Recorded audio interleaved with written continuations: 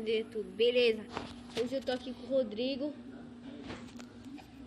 E aí, beleza? E hoje nós estamos aqui para ensinar para vocês como é que invoca um ogro de ferro.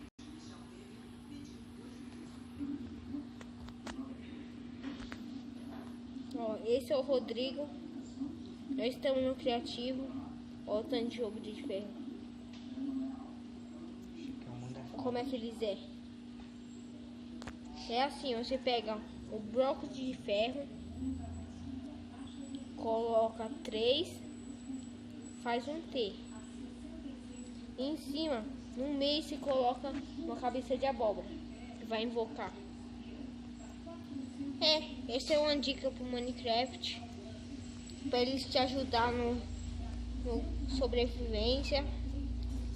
Até no criativo, eles matam os bichos, ó. Vou mostrar pra vocês aqui, ó. Boca. Ó. As bruxas.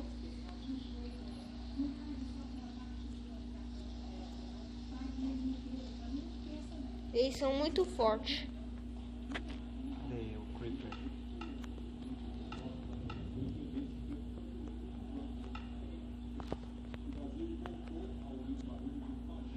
Vamos ver o que eles fazem com os Creeper. O Creeper não faz nada. Eles não fazem nada com os Creeper. Essa é mais uma dica do Minecraft aí pra vocês. Enderman, o que eles fazem? Até mais tarde, se inscreve no canal. Ó, o Enderman ele espanca, hein? O Enderman é só porradão. Tá cheio de bicho aqui, mano. Vou inventar de invocar um monte de uma vez só. Vou fazer um monte aqui de T deles, depois nós invocamos. Nós vamos fazer um exército aqui. Fazer um atrás do outro.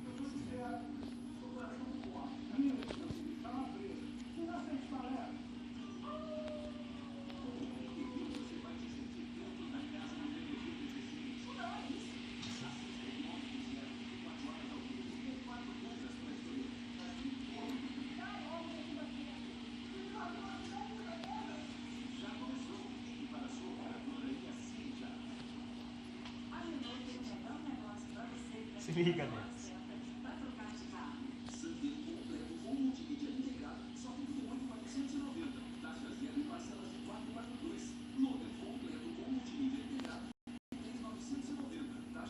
Ah, 3 cabeças, será? Não.